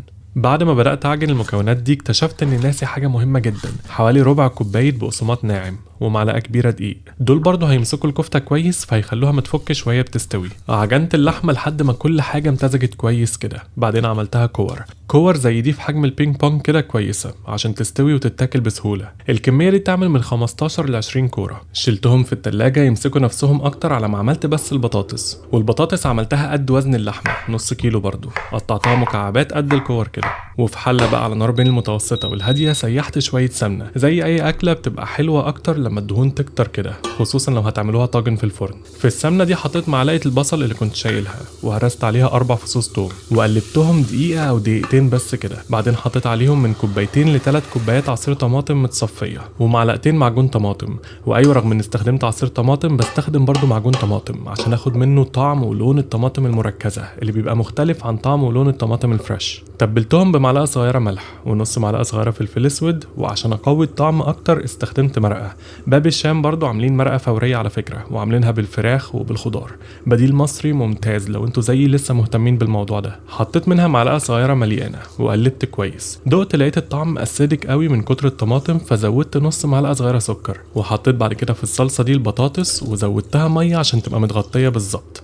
بعدين وطيت النار وسبتها تستوي كام دقيقه اللي هعمل فيهم الكفته دول. طلعت الكفته من التلاجة وسيحت حته سمنه صغيره في طاسه على النار بين المتوسطه والعاليه، وحطيت فيها نص الكميه بس عشان ما تحمهاش واعرف اقلبها كده. انا عايز هنا اسويها او اشوحها يعني من كل حته من بره. اسهل حاجه طبعا تعملوا بيها كده لو هتستحملوا الحراره هي بايديكوا. ده شكل الكفته اللي انا عايزه، يبان من بره انها مستويه بس من جوه لسه شويه. عملت بقيه الكميه بنفس الطريقه. بعدين رجعت للبطاطس اللي كان بقالها كده 5 دقايق بتستوي على نار هاديه، ما تكتروش عن كده. حطيت معاها الكفته، وهنا بقى الفرق بين الطريقتين اللي قلتلكوا عليه من الاول. ممكن اسيبهم يستووا مع بعض من 5 ل 10 دقايق كمان لحد ما الكفته تبقى مستويه بالكامل من جوه، والبطاطس برضو نفس الكلام، وعادي بتبقى حلوه جدا كده. او ممكن انقلهم في طاجن فرن وادخلهم فرن مسخنه من شويه ومشغل فيه الشوايه من فوق، واقرب الطاجن منها واسيبهم يكملوا السوا مع بعض جوه الفرن. وده شكل الطاجن بعد ما طلع من الفرن. بيبقى شكله احلى وريحته بتبقى تحفه طبعا، بس بيزود مواعين ومجهود للاسف. هنا البطاطس هتلاحظوا مهريه جدا عشان انا عملت الطريقتين ورا بعض، يعني حطيتهم في الفرن بعد ما كانت كل حاجه استوت اصلا على النار. بس حتى وهي البطاطس مهريه كده بتبقى حلوه جدا. هي بصراحه كفته داوود باشا دي بتبقى رهيبه في اي وضع. قولولي بتحبوها في طاجن ولا برضو بتكسر؟ دي ما تعتبرش شوربه عدس عاديه، رغم ان فيها نوعين عدس مش نوع واحد، بس فيها مكونات تانية كتير تخليها وجبه كامله لوحدها. والشوربه دي هي الحريره المغربيه. العدس اللي استخدمته فيها هو نص كوبايه عدس اسود ونص كوبايه عدس اصفر، واللحمه استخدمت نص كيلو، ممكن بقري او ضاني عادي، ومش لازم تقطعوها، بس انا حبيتها اكتر لما قطعت اللحمه مكعبات صغيره كده. وطبعا عشان هحمرها نشفتها كويس من الميه اللي فيها. وفي حل على نار بين المتوسطه والعاليه سيحت معلقتين سمنه بلدي وحطيت فيهم اللحمه. لما ما بقتش لازقه وبقى ينفع احركها فضلت اقلب اللحمه لحد ما اتحمرت من بره، ولحد ما الميه اللي نزلت من اللحمه اتبخرت وبقى متبقي السمنه والدهون بس. هنا شلت اللحمه من الحله ومكانها حطيت بصله متوسطه مبشوره وجزره متوسطه مبشوره برضو. لو لقيتوا هنا انكم محتاجين دهون اكتر زودوا عادي. قلبتهم حوالي 3 دقايق لحد ما دبلوا كده. وهنا هرست 3 فصوص توم، واول ما حطيت التوم قلبت كل حاجه ثواني بس لحد ما ريحه التوم ظهرت. بعدين حطيت كوبايه عصير طماطم متصفيه و3 معالق كبار معجون طماطم، وقلبتهم برضو قبل ما احط عليهم اللحمه اللي كنت حمرتها. وعشان اللحمه كانت حمرا عاده بحط معاهم حته من العظم تقوي طعم الشوربه، بس دي اختياري. كمان حطيت قرنين فلفل، دول اختياري برضو لو زي بتحبوها حراقه. وكمان حطيت العدس بعد ما غسلته وصفيته. طبعا لو كنت هستخدم حمص مجفف كنت هنقعه من اليوم اللي قبله، بعد كده اصفيه واقشره واحطه معاهم، بس عشان السهوله استخدمت الحمص المسلوق في كانز ده، فعشان كده ده مش هحطه دلوقتي خالص. كل ده بقى تبلته بمعلقه ونص صغيرين ملح ونص معلقه صغيره فلفل اسود. وبما انها اكله مغربيه فلازم طبعا تتبهر ببهارات مغربيه عشان تاخد الطعم الاصلي بتاعها. ومن اشهر البهارات المغربيه هي راس الحانوت. باب الشام دلوقتي عاملينها، وهي ميكس بهارات حلو يعني، على فكره ممكن تستخدموها في اي اكل عموما مش المغربي بس. حطيت منها معلقتين صغيرين، وعشان اقوي الطعم اكتر حطيت نص معلقه صغيره مرقه فوريه، باب الشام برضو عاملاها. وعشان الطماطم الكتير برضو حطيت نص معلقه صغيره سكر. قلبت كل حاجه كويس، بعدين حطيت كميه ميه تغطيهم وزياده شويه كمان. وهنا استنيت الميه ترجع تغلي، بعدين غطيت الحله ووطيت النار وسبتها تستوي على نار هاديه. طبعا دي لو حله ضغط هتنجزكوا جدا وتخلص بسرعه، بس في الحله العاديه دي كل 10 دقايق مثلا كنت بفتح اقلبها وازود لها ميه لو محتاجه. العدس المجفف بيبدأ ينشف ويشرب ميه كتير، عشان كده الفترة الأولانية في التسوية هتحتاج شوية ميه كتير. في الآخر خالص بقى لما لقيت العدس واللحمة استووا بالكامل واللحمة بقت مهرية كده وصلت لدرجة السوا اللي أنا حاببها، حطيت بقى كوباية حمص. حطيته في الاخر عشان زي ما قلتلكوا انا استخدمت المسلوق الجاهز اللي في الكانز، والاحسن تقشروه كده الاول. سبته يغلي مع اللحمه 5 دقايق بس، مش كتير، هو كده كده مسلوق. وبعد ال5 دقايق دول حطيت حوالي نص كوبايه شعريه وقلبتها لحد ما استوت، وهي بتستوي بسرعه في دقيقتين او 3. بعدين طفيت النار وحطيت ربع حزمة بقدونس وقدها كزبرة والاتنين فريش ومبشورين وقلبتهم وكده خلصت. القوام التقيل بتاعها ده بيخليها زي ما قلتلكوا وجبة كاملة. طبعا ممكن تخففوه عن كده لو حابين، وزي ما انتوا شايفين مكوناتها كتيرة قوي، فهي مشبعة جدا لوحدها وطعمها تحفة بسبب ميكس الأطعمة الكتير اللي فيها. والحلو قوي بقى في الوقت ده خصوصا انها بتدفي جدا في الشتاء. جربوها وقولوا لي رأيكم. لو بتحبوا اللازانيا وبتحبوا النجريسكو فغالبا هتحبوا دي، لازانيا بس بالفراخ والسبانخ وميكس جبنة رهيب، فتعتبر متكاملة فيها كارب وبروتين وفايبر. السبانخ عادة مش بلاقيها فريش، فجبت المجمدة دي وسبتها تفك على ما عملت بقية الحاجة. أول حاجة هي الفراخ، استخدمت نص كيلو صدور فراخ، وعارف اني ممكن اقطعها كيوبز واسويها كده اسهل، بس عشان تتحمر احسن قطعت كل صدر نصين بالعرض كده، ورشيت عليهم شوية زيت زيتون وتبلتهم بمعلقة صغيرة ملح ونص معلقة صغيرة فلفل اسود وبودرة بصل وبودرة توم وبابريكا، وقسمت مقادير التوابل اللي قلتها دي على الوشين، غطيت بيها الفراخ كويس، بعدين سويتها في طاسة على نار بين المتوسطة والعالية. سخنت زيت زيتون وحطيت فيه شرايح الفراخ دي من غير ما اسحمها. ومهم قوي هنا انكم ما تسووش الفراخ زيادة عن اللزوم، لانها لسه هتستوي تاني في الفرن، فمش عايزينها تنشف قوي، يعني حوالي دقيقتين على كل وش كفاية. وممكن اصلا تشيلوها من الطاسة قبل ما تستوي بالكامل بحتة صغيرة، مش نص سوا، لا يعني عند 90% من السوا. بعد ما سويت الكمية كلها هنا بقى قطعتها مربعات، شايفين شلتها وهي لسه جوسي ازاي قبل ما تنشف. بعد كده عملت ميكس الجبنة. المفروض استخدم ريكوتا، بس انا عادة ببدلها بكريم تشيز. دول حوالي ربع كيلو، عليهم برضو حوالي ربع كيلو موتزاريلا وحبة جبنة بارميجان لو عندكم، والملح اللي في البارميجان كفاية. هرست عليهم 5 فصوص توم، وزودت بس نص معلقة صغيرة فلفل اسود واوريجانو او زعتر وريحان، وكمان حطيت ربع كوباية لبن اللي هو الحليب اللي مش من مصر عشان تقلبهم يبقى اسهل. وقلبت، بس اكتشفت اني كنت ناسي حاجة مهمة تفك من اول الفيديو، وهي السبانخ. انا مش من محبي السبانخ قوي بصراحة، ساعات بعملها من غيرها، بس لما بحطها عشان تبقى وجبة مغذية ومتكاملة. بحط حوالي 200 جرام على الكمية دي، ممكن تحطوا اكتر لو بتحبوها، بس برضو لازم تعصروها كويس جدا من المية بتاعتها. قلبت الميكس ده كويس وكده ما بقاش فاضل غير البشاميل. ده عملته زي اي بشاميل، 7 معالق كبار زبدة عليهم 6 معالق كبار دقيق، ودوبتهم في بعض وقلبتهم دقيقتين كده قبل ما احط عليهم لتر ونص لبن اللي هو الحليب، شوية شوية وانا بقلب. لما وصلت القوام البشاميل اللي انا عايزه، تبلته بمعلقة صغيرة ملح ونص معلقة صغيرة فلفل اسود ومكعب مرقة عشان يقوي الطعم. قلبت ودقت عشان اظبط الملح، وكده كل حاجة بقت جاهزة. في الطاجن اللي هعمل فيه اللازانيا حطيت من تحت شوية صغيرين بشاميل وزيت زيتون عشان المكرونة ما تلزقش. فوقيها حطيت لاير من المكرونة زي ما هي نية كده، وفوق اول لاير دي حطيت نص كمية الجبنة والفراخ وتلت كمية البشاميل بس. وحطوهم بأي شكل عشوائي، مش لازم ترتيب معين. وعلى فكرة في ناس بتعملها بنفس الخلطة دي من غير فراخ خالص، سبانخ وجبنة بس. فوقيهم بقى حطيت لاير مكرونة تانية، والنص المتبقي من الجبنة والفراخ وتلت تاني من البشاميل. بعد كده لاير مكرونة تالتة وفوقيها آخر تلت البشاميل، وغطيت كل ده بجبنة موتزاريلا. بس قبل ما ادخلها الفرن غطيتها بورقة زبدة وفوقيها فويل، ودخلتها فرن متسخن على 200. الفويل ده هيخلي المكرونة النية دي تستوي من غير ما الوش يتحمر. بعد من ساعة لربع ساعة غالبا بتبقى استوت. شلت الفويل وورقة الزبدة وشغلت الشواية من فوق عشان الوش يتحمر، وطلعتها من الفرن لما بقى ده شكلها. طعمها تحفة ومتكاملة ولذيذة جدا. قولولي هتحبوها كده اكتر ولا باللحمة؟ انا بحب الاكلات اللي بيبقى فيها ميكس اطعمة كتير بس لاقي على بعضها، والاكلة دي منهم. كفتة بالبتنجان، حاجة كده بين الراتاتوي والمسقعة. اول حاجة عملتها فيها هي اني جبت نص كيلو بتنجان رومي، بس نقيته رفيع شوية مش تخين عشان يبقى مناسب للاكلة دي. ممكن تسيبوه بقشره، بس انا قشرته خطوط كده عشان الشكل وعشان اقلل كمان من مرارة القشر. بعد كده قطعته شرايح سمكها حوالي سنتي او اعرض شوية. خلوا بالكم ان البتنجان لما بيستوي بيرفع جدا، فما تخلوش الشرايح دي رفيعة زيادة عن اللزوم. بعد ما قطعت البتنجان فردته على فوطة ورشيت عليه ملح من الجنبين. ممكن برضو بدل الفوطة تحطوه في مصفى او اي حاجة تسمح له ينزل المية اللي فيه لما يتملح. بعد كده سبته على ما عملت بقية الحاجة، واول حاجة فيهم هي الكفتة. ليها استخدمت نص كيلو لحمة مفرومة، وحطيت عليها بصلة كبيرة مفرومة بس عصرتها كويس الأول من المية بتاعتها قبل ما أحطها عليها. وتبلت نص كيلو اللحمة ده بمعلقة صغيرة ملح ونص معلقة صغيرة فلفل اسود ومعلقة صغيرة بهارات لحمة أو 7 بهارات. وزي اي كفتة عجنت المكونات دي في بعضها لحد ما اتأكدت ان كل التوابل واللحمة والبصل اختلطوا كويس جدا، على عكس الكفتة العادية بتاعتنا اللي بنعملها على شكل صوابع. دي بتتعمل على شكل دواير شبه البرجر كده بس اصغر. الحجم ده كويس. النص كيلو عمل لي 15 واحدة، شلتهم في التلاجة عشان يتبلوا ويمسكوا نفسهم بس على ما كملت بقية المكونات. ومن المكونات دي البطاطس، قشرت نص كيلو بطاطس وقطعته شرايح سمكها اقل من سنتي كده، ارفع من البتنجان عشان البطاطس مش بترفع قوي زي البتنجان بعد السوا. وكمان قطعت نص كيلو طماطم نفس السمك. قليت البطاطس دي في زيت غزير متسخن على نار بين المتوسطة والعالية. لو انتوا هيلثي اكتر مني ادهنوها زيت واعملوها في الفرن او الاير فراير. طلعتها من الزيت لما بقت ذهبي وحلوة كده، ورشيت عليها ملح على طول كده علشان يلزق عليها وهي لسه سخنة وطالعة من الزيت. رجعت بعد كده للبتنجان، لقيته خرج مية كتير زي ما انتوا شايفين.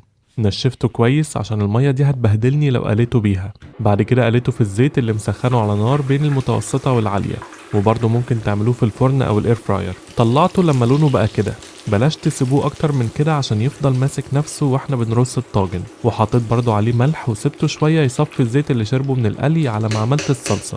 كتير من الشوام بصراحة بيعملوها سادة من غير صلصة، بس انا حبيتها اكتر بيها. وعملتها باني حطيت بصلة مبشورة على معلقة سمنة على نار بين المتوسطة والعالية، وقلبتها لحد ما البصلة دبلت، يعني اصفرت شوية وبقت شفافة. بعدين حطيت عليها معلقتين كبار معجون طماطم، وقلبت لحد ما معجون الطماطم ده غطى البصلة. وهنا بقى حطيت كوباية عصير طماطم متصفية وحوالي نص كوباية مية عشان تخففها. وتبلت كل ده بمعلقة صغيرة ملح، ونص معلقة صغيرة فلفل اسود، ومعلقة صغيرة مرقة فورية أو مكعب مرقة، ورشة سكر عشان الطماطم. قلبت كل ده كويس وغطيت الطاسة ووطيت النار وسبتها تستوي 10 دقايق على نار هادية. وبعد ال10 دقايق ما بقاش فاضل غير اني ارص الطاجن. في رأيي احسن حاجة تتعمل فيها هي طاجن او صينية مدورة عشان تبقى شبه الراتاتوي. رصيت الاول طبقة كفتة عليها بطاطس عليها بتنجان بعد كده طماطم، وحطيت الرصة دي في الطاجن وكررتها على شكل دايرة جوه الطاجن. كل مرة نفس الكلام، لحمة بطاطس بتنجان طماطم. ولما الدايرة اللي من بره بتاعت الطاجن اتملت، حطيت اللي اتبقى كله في النص وعلى الأطراف، وغطيت كل ده بالصلصة اللي عملتها من شوية، ورشيت شوية زيت زيتون على الوش عشان اللون والطعم. وكده ما بقاش فاضل غير اني اسوي الطاجن ده. دخلته فرن كنت مسخنه على درجة حرارة 200 ومشغله من فوق وتحت. لو الفرن عندكم مش بيشتغل فوق وتحت، شغلوها من تحت نص ساعة، بعد كده من فوق لحد ما يتحمر. هي عادة بتاخد من ساعة لربع ساعة عشان تستوي. وده كان شكلها لما استوت، بتبقى مغرية جدا وهي لسه طالعة من الفرن وسخنة وبتغلي كده، وبتبقى ريحتها تحفة. ممكن تتاكل بالعيش، بس انا في رأيي احلى حاجة جنبها هي الرز بالشعرية، خصوصا انها مليانة صوص كده. جربوها وقولوا لي رأيكم، وقولوا لي انتوا شايفين احسن حاجة تتاكل جنبها ايه. مش كل الناس بتحب الكوسة، بس حتى اللي ملهمش في الكوسة قوي لما بيجربوها بالبشاميل بتعجبهم. هو ميكس كده غريب شوية للي مش متعودين عليه، بس لذيذ جدا. والمتعودين عليه بقى عايز اسألكوا سؤال في الاول، بتاكلوها بالصلصة ولا من غير صلصة؟ الاساس في الاكله دي طبعا هو الكوسه. انا زي معظم الناس بستخدم الكوسه دي في الاكل، لكن زياد زميلي في الشغل بيستخدمها في انه يترقى قبليه عشان هو قريب المدير. قطعت نص كيلو كوسه دواير سمكها حوالي سنتي كده، مش لازم تقطعوها مربعات زي اللي بتطبخ. في ناس بتقشرها بظهر السكينه عشان القشره بتبقى مره شويه، بس انا بسيبها لان القشره مليانه فايبرز مفيده جدا. بعد ما قطعت الكوسه سخنت زيت على نار متوسطه ونقلتها فيه. تبلتها بس بمعلقه صغيره ملح، ونص معلقه صغيره فلفل اسود، ونص معلقه صغيره زعتر. مش بسلق الكوسه عشان لما بتتسلق بتطرى قوي وبيبقى صعب نفرق بينها وبين البشاميل. الاحسن هو نقلبها كده في الزيت لحد ما توصل لدرجه السوا دي، اللي هي لما ادخل فيها السكينه تمسكها بس تقع اول ما هزها. في الاخر كده هرست عليها فصين توم وقلبته معاها 30 ثانيه بس عشان تاخد من طعمه. نقلت الكوسه دي في الطاجن اللي هدخله الفرن بعد كده، وعملت اللحمه. هستخدم نص كيلو لحمه مفرومه، بس بنزله في الطاسه على 3 مراحل عشان لو نزلته مره واحده بينزل سوائل كتير. بستخدم طاسه تيفال ما بتلزقش، ومش بحط زيت، بكتفي بس بالدهون اللي نازله من اللحمه. تبلت اللحمه دي بمعلقه صغيره ملح، ونص معلقه صغيره فلفل اسود، ونص معلقه صغيره ل7 بهارات او بهارات اللحمه. وبما اني حطيت اللحمه على مراحل، مهم جدا اتاكد ان اخر مرحله استوت بالكامل قبل ما اشيل اللحمه من على النار. شلت اللحمه من على النار وحطيت مكانها شويه زيت وبصله متوسطه مبشوره. قلبت البصله في الزيت لحد ما طريت وبقى لونها شفاف شويه، اللي هو دبلت كده. بعدين رجعت اللحمه تاني في الطاسه وقلبتهم مع بعض حوالي 2 شويتين. انا بحب الاكله دي بالصلصه، بس هدى بتقول انها مش بتحبها بالصلصه مع انها عمرها ما جربتها بالصلصه قبل كده. فعشان احل المشكله دي شلت نص كميه اللحمه، والنص التاني حطيت عليها معلقتين كبار معجون طماطم وقلبتهم لحد ما الصلصه غطت اللحمه كويس. بعدين حطيت عليهم كوبايه عصير طماطم متصفيه وقلبت، ووطيت النار وغطيت الطاسه وسبتهم يغلوا على نار هاديه من 5 ل 10 دقايق. حطيت بعد كده اللحمه دي فوق الكوسه، عملت نص بالصلصه ونص من غير صلصه. مش عارف ليه النص بتاعي باين انه اكبر، بس هما قد بعض على فكره. البشاميل بقى عملت منه لتر، سيحت على نار متوسطة من 5 ل 6 معالق زبدة، وحطيت عليهم 4 معالق دقيق وقلبتهم كويس لحد ما الدقيق داب خالص في الزبدة. بعدين بدأت أحط لتر لبن ساقع أو حليب للي مش من مصر. بحط في الأول حوالي نص كوباية وأقلبها، وأول ما تدوب المكونات في بعض أحط نص كوباية كمان، وأفضل كده لحد ما أحط الكمية كلها عشان البشاميل ما يكونش كتل. ولو كون معاكم كتل بعد ما تخلصوا اضربوه في الخلاط. تبلت البشاميل ده بمعلقة صغيرة ملح، والمفروض نص معلقة صغيرة فلفل اسود بس هو كتر مني، ونص مكعب مرقة، ده ممكن تبدلوه بنص كوباية شوربة لو عندكم. قلبت البشاميل على النار لحد ما وصل للقوام اللي انا عايزه. بعدين وزعته على الكوسة واللحمة، واتأكدت بالسكينة كده انه وصل لتحت خصوصا من على الاطراف. والطاجن نفسه بقى هزيته ودخلته فرن متسخن على 220. لو بيشتغل عندكم من فوق وتحت مع بعض اعملوا كده، او شغلوه من تحت بس لحد ما يبدأ البشاميل يغلي من على الاطراف كده، بعدين شغلوه من فوق. طلعت الطاجن لما وش البشاميل اتحمر، حاسس ان كان المفروض اسيبه شويه كمان بس مش مهم. زي ما انتوا شايفين قشر الكوسه كان مزود لون حلو للطبق، والكوسه عشان ما استوتش زياده كانت متماسكه وحلوه جدا. وكده كان فاضل حاجه واحده، ادوق هدى من اللي بالصلصه واشوف لما تجربها رايها هيتغير ولا لا. ايه رايك في دي؟ حلوه قوي، احلى من السنه. الاتنين حلوين. انا مش عارفه خالص اقرر مين الاحلى، يعني انا لو هنعمل تاني هعملها نص ونص. وده كان رايي انا كمان، الاتنين بيعجبوني بصراحه. انتوا قولوا لي انهي بيعجبكم اكتر، بس جربوا الاتنين الاول. في الفيديو ده هعمل مكرونه لازانيا مليانه جبنه وطعمها تحفه، كمان مشبعه وبتدفي ومناسبه جدا في الشتا ده. كالعاده كمان هديكوا بدايل لكل حاجه ممكن ما تكونش عندكم. اللحمه اللي عندي للاسف كان نسبه الدهون فيها كبيره، عشان كده كان لازم اسويها قبل البصل، ومحتاجتش احط لها زيت، الدهون اللي فيها كانت كفايه تسويها. بس حطيت النص كيلو اللي استخدمته ده على 3 مرات عشان احافظ على الطاسه سخنه، وكمان عشان اللحمه ما تنزلش ميه كتير وهي بتستوي. وبيساعد برضو في الموضوع ده ان اللحمه تبقى في درجه حراره الغرفه مش ساقعه من التلاجة. فضلت اقلبها وانا بفتتها كده، ولما استوت وبقى لونها بني شلتها من الطاسه وحطيت في دهونها بصله كبيره مبشوره، بس لو احتجتوا تزودوا زيت زودوا، وقلبتها لحد ما اصفرت وبقت شفافه شويه. وهنا رجعت اللحمه اللي سويتها تاني وقلبتهم في بعض دقيقتين بس كده. بعد كده حطيت عليهم 3 معالق كبار معجون طماطم، وكوبايه عصير طماطم متصفيه، وكميه ميه تكفي تغطي اللحمه، وتبلتهم بمعلقه صغيره ملح، ونص معلقه صغيره فلفل اسود، وزعتر وريحان وبابريكا ومكعب مرقة. قلبت كل ده كويس ودقت عشان اتأكد انها مش ناقصة حاجة. بعدين غطيت الطاسة وسبتها تستوي على نار هادية حوالي ربع ساعة. شلتها من على النار لما الصلصة بقى لونها احمر قوي كده بس لسه سايلة. لو عايزين كمان الطعم الايطالي الاصلي وعايزينها تبقى موفرة اكتر، شوفوا فيديو الراجو بولونيز اللي عملته قبل كده، ممكن تستخدموا الصوص ده فيها، بس هو بياخد وقت اطول شوية كتير. لما كنت سايب اللحمة تستوي كنت معاها بعمل البشاميل. سيحت اكتر شوية من معلقتين كبار زبدة، وحطيت فيهم معلقتين كبار دقيق، وقلبتهم لحد ما الدقيق داب في الزبدة. بعدين حطيت عليهم كوبايتين حليب، بس بحط شوية واقلب، ولما يدوب ويبدأ البشاميل يمسك نفسه احط شوية كمان. وفي الاخر عشان اخففه اكتر زودت كوباية مية، وحطيت عليها معلقة صغيرة ملح، ونص معلقة صغيرة فلفل اسود، ونص مكعب مرقة. وفضلت اقلب لحد ما وصلت القوام اخف شويه من البشاميل العادي، وشلته من على النار. البشاميل وصوص اللحمه عاملهم خفاف كده عشان الميه اللي فيهم دي هي اللي هتسوي المكرونه، هوريكم ازاي بعد شويه. اخر حاجه محتاجها هي خلطه الجبنه، دي عملتها بحوالي 200 جرام جبنه كريمي، وبشرت عليهم شويه جبنه بارميجان، وعادي لو مش عندكم جبنه بارميجان بدلوها بجبنه رومي. تبلتهم بس برشه زعتر ورشه ريحان، وعشان اخلي الجبنه سهله في الفرد حطيت حوالي ربع كوبايه حليب، وقلبت كل ده كويس في بعضه لحد ما بقى قوامه كده كل حاجة بقت جاهزة.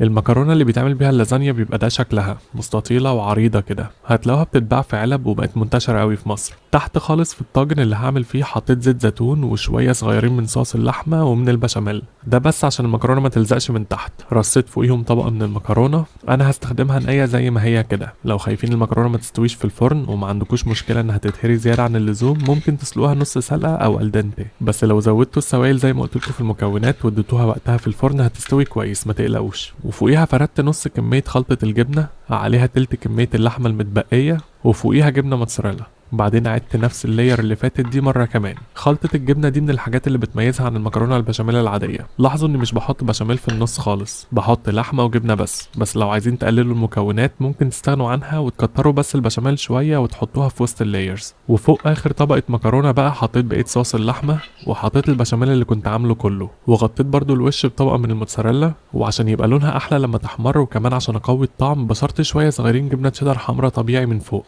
بس دي اختياري. والجبنة كتير انا عارف، انا بحبها كده، بس وانتوا بتعملوها تحكموا في الكميات زي ما تحبوا وزي ما تليق على ذوقكم. غطيت الطاجن ده بورقة زبدة، فوقيها ورقة فويل، ودخلته فرن متسخن على درجة حرارة هادية 180، وسبته فيه ساعة الا ربع عشان المكرونة تلحق تستوي. بعدها شلت الغطا من على الوش وشغلت شواية الفرن من فوق وسبتها لحد ما الوش اتحمر كده. لو فتحتها دلوقتي هتسيح خالص، فسيبوها تبرد ربع ساعة عشان تمسك نفسها شوية. بعد ما سبتها تبرد قطعتها مربعات وحطيت عليها رشة زعتر من فوق، لو عندكم زعتر فريش بيبقى تحفة. والمكرونة نفسها زي ما انتوا شايفين استوت كويس بس ما اتهرتش، فاللايرز بقت باينة وواضح انها لازانيا كده، وطعمها كان رهيب. هيحبها جدا اي حد زيي بيحب الجبنة. وهتلاحظوا اني كنت مقسم المكرونة مربعات صغيرة، ده عشان بكمية الجبنة اللي عليها دي هي تقيلة جدا وبتشبع جدا، وفي رأيي مش محتاجة جنبها غير طبق سلطة بس، ده عشان مع السلطة انا بعتبرها وجبة متكاملة. قولولي انتوا زيي ولا بتحبوا تعملوا حاجة معاها. مهم جدا في المسقعة ان مكوناتها تكون مستوية كويس، وان طعم كل مكوناتها يبقى واضح وقوي، بس اهم حاجة انها تبقى مش مزيتة. رغم ان كل مكوناتها مقلية، الا ان في حاجات معينة لو خدتوا بالكم منها هتقلل من الزيت فيها جدا. واكتر مكون في الاكلة دي بيتملي زيت للأسف هو البتنجان، عشان كده في ستيبس معينة عملتها اقلل الزيت بيها. البتنجان اللي بيستخدم في المسقعة هو البتنجان الرومي اللي هو الكبير ده. في ناس بتحب تقشره، بس انا بحب اسيبه بقشره، بيدي شكل حلو لطاجن المسقعة، فمش بقشره. قطعته بس مكعبات كبيرة، ممكن تقطعوه بأي شكل، بس ده أكتر شكل بيليق على الطاجن. بعد كده نقلته في سترينر ورشيت عليه ملح وغطيته بالملح كويس. ودي أول خطوة في إني أقلل من الزيت اللي بيشربه، عشان الحركة دي بتخليه ينزل المية اللي فيه. يعني مثلا أنا بعد ما سبته ساعة نزل كمية المية دي، ممكن على فكرة تسيبوه أكتر من كده كمان. بعدها نشفته كويس وقليته في زيت غزير كنت مسخنه على نار بين المتوسطة والعالية، بس أقرب للعالية. نزلته بالراحة كده في الزيت عشان عادة بيبقى لسه فيه شوية مية بتطرطش أول ما يلمس الزيت. بعد ما استوى وبقى ده لونه طلعته من الزيت وحطيته برضو في نفس السترينر، بس المرة دي مش عشان أصفي المية، المرة دي بقى عشان أصفي الزيت اللي هو شربه في القلي، وهو بصراحة بيشرب زيت كتير قوي. يعني بصوا كل كمية الزيت دي نزلت منه بعد ما سبته يتصفى ساعتين. ورأيي ان ساعتين دي هي اقل مدة تسيبوه يتصفى فيها، ممكن 3 أو 4 ساعات كمان. عارف هتحسوا انها مدة طويلة، بس لو ما عملتوش كده فكل كمية الزيت دي كانت هتبقى في الطاجن في الاخر. غير ان طول فترة التصفية دي ممكن تعملوا حاجة تانية، مش لازم تقفوا جنبه. انا مثلا جهزت فيها بقية مكونات المسقعة. للبطاطس استخدمت منها نص كيلو، يعني نص وزن البتنجان. قشرتها وقطعتها مكعبات اصغر شوية من مكعبات البتنجان، عشان البطاطس حجمها مش بيصغر زي البتنجان بعد السوا. وطبعا لو عايزينها حراقة استخدموا كمية الفلفل الحراق اللي تحبوه. قطعت الفلفل قطع كبيرة شوية كده. قليت الفلفل ده برضو في زيت غزير على نار بين المتوسطة والعالية عشان بس ياخد طعم القلي. كان هيبقى احسن لو شلت البذر من الفلفل قبل القلي عشان بيقع في الزيت، او كنت على الاقل قليت الفلفل الاول سليم وقطعته بعدها. ومش بقلي الفلفل كتير، دقيقتين بس لحد ما يبقى شكله كده. بعدين مكانه قليت مكعبات البطاطس وطلعتها لما بقت ذهبيه ومستويه كويس كده. النقط السوداء اللي عليها دي هي بذر الفلفل اللي اتحرق اللي قلتلكوا عليه. كمان عملت لحمه معصجه بالطريقه العاديه جدا اللي بعمل بيها اللحمه المعصجه لاي حاجه تانية. وعلى فكره انا عملت فيديو كامل عن اللحمه المعصجه، ممكن تشوفوه لو حابين. بعد ما قليت كل حاجة بقى عملت الصلصة. سيحت معلقة سمنة على نار متوسطة وهرست فيها من 3 ل 4 فصوص توم كبار، وقلبتهم ثواني بس لحد ما ريحتهم ظهرت. وقبل ما يتحمروا حطيت عليهم ربع كوباية خل، وحطيت كمان عليهم حوالي 2.5 كوباية عصير طماطم ومعلقتين كبار معجون طماطم عشان يقوي الطعم. وقلبتهم وتبلت الصلصة دي بمعلقة ونص صغيرين ملح ومعلقة صغيرة فلفل اسود ومكعب مرقة، بس ده اختياري. وطبعا عشان الطماطم حطيت نص معلقة صغيرة سكر. قلبت كل ده كويس ودقت. لازم الصلصة هنا تبقى مالحة شوية عشان انا ما حطيتش ملح في اي مكون من مكونات المسقعة التانيين غير اللحمة المعصجة، فالملح اللي فيها هو اللي شبه هيملح الاكلة كلها. وطيت بعد كده النار وغطيت الطاسة وسبتها تغلي على نار هادية من 5 ل 10 دقايق. وكده ما بقاش فاضل غير رص الطاجن. حطيت فيه البتنجان والبطاطس والفلفل واللحمة وغطيتهم بالصلصة. ولو انا شخص منظم كنت دخلته الفرن لايرز كده فوق بعض، بس انا شخص بحب العشوائية بالذات في المسقعة، فقلبت كل اللايرز دي في بعضها عشان كمان الوش اللي هيتاخد في الفرن يبقى فيه كل المكونات مش اللحمة بس. لكن قولولي انتوا بتحبوها عشوائية كده ولا منظمة؟ دخلت الطاجن ده فرن كنت مسخنه على 220 لحد ما بدأت تغلي، بعدين فتحت الشواية من فوق لحد ما الوش اتحمر وطلعتها لما بقى شكلها كده. ريحتها كانت تحفة وبتبقى رهيبة وهي لسه سخنة وبتغلي كده من الفرن. بس على فكرة المسقعة دي برضو من الأكلات اللي بحب أكلها وهي ساقعة من التلاجة. دي شوربة كريمة مشروم حقيقية حقيقية، يعني مش عبارة عن كريمة وفيها شوية مشروم، لا الكريمة نفسها عبارة عن مشروم. هوريكم عملتها ازاي. عشان اعمل طبقين كبار او 4 صغيرين استخدمت 400 جرام مشروم ابيض، ممكن تستخدموا بني برضو لو عايزين. قطعتهم سلايسز كده، وممكن تحسوا ان شكل المشروم دلوقتي كتير قوي على الطبقين، بس هتفهموا ليه بعد شوية ده مش كتير. في حلة على نار متوسطة سيحت معلقتين كبار زبدة ومعلقتين كبار زيت، وسمعكوا انتوا بتقولوا ده اكتر بكتير من معلقتين كبار زبدة، ما انا خدت بالي اهو وشلت الزبدة الزيادة. حطيت فيها بصلة متوسطة مفرومة وقلبت البصلة دي حوالي 3 دقايق لحد ما اصفرت بس قبل ما تتحمر.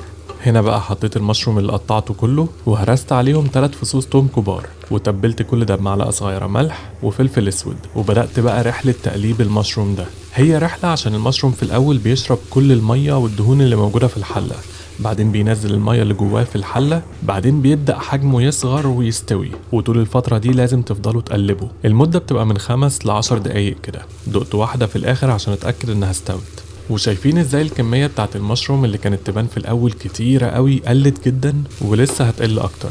المهم هبدأ دلوقتي بقى أعمل المشروم ده شوربة. وهنا بقى في نوعين من شوربة كريمة المشروم، النوع اللي بيبقى فيه حتت كبيرة كده باينة في الشوربة، والنوع اللي بتبقى كلها بلندد. انا هعمل ميكس بين الاتنين. شلت نص كمية المشروم من الحلة، وعلى النص اللي اتبقى ده حطيت معلقتين كبار دقيق وقلبت لحد ما الدقيق كله داب واختفى. بعدين حطيت كوبايتين مية مغليين، والمية طبعا هتخفف الطعم جدا، فقوته تاني بان استخدمت مرقة الدجاج الفورية من باب الشام. غير ان طعمها قوي وحلو جدا، كمان بتدوب بسرعة، فمناسبة قوي لوصفات الشوربة اللي زي دي. حطيت منها معلقة صغيرة مليانة وقلبتها كويس. وهنا بقى جه وقت الضرب.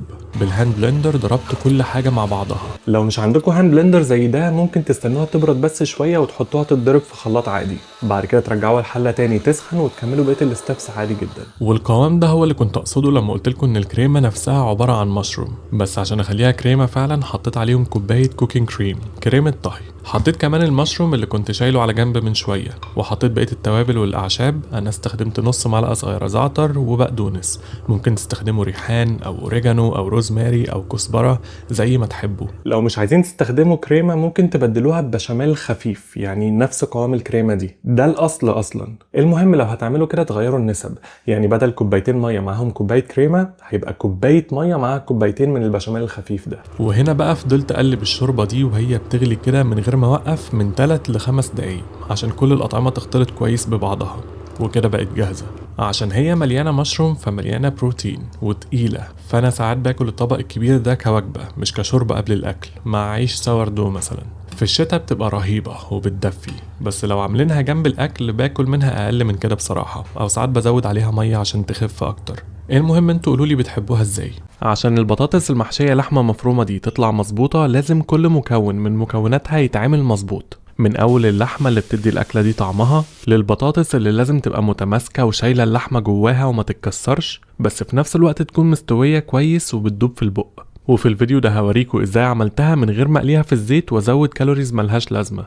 للأكلة دي نقيت بطاطس صغيرة كده، ده عشان تستوي كويس وكمان عشان يبقى حجم القطع منطقي نعرف ناكلها ما تبقاش عملاقة. ده كان كيلو بطاطس، قست طاجن قد الكمية بالظبط، ده عشان لما تتقشر وتتقلي حجمها بيصغر فما يبقاش الطاجن زحمة واعرف اطلع منه كل واحدة سليمة من غير ما تتكسر. قشرت الكمية كلها وغسلتها، بعدين عملت فيها خرم او قورتها بالمقوار بتاع المحشي ده، بس مش بكتفي بالحتة الرفيعة اللي بيطلعها دي مش هتكفي اللحمة تتحط جواها، فوسعت الخرم ده كده. خلوا بالكوا بس وانتوا بتقوروا البطاطس انكم ما توصلوش للاخر وتخرموها، بس لو حصل منكم زي ما حصل معايا كده في كام واحدة عادي يعني كملوا كأن ما حصلش حاجة. حاولوا بس وانتوا بتوسعوا الخرم ما توسعوهوش من تحت كمان.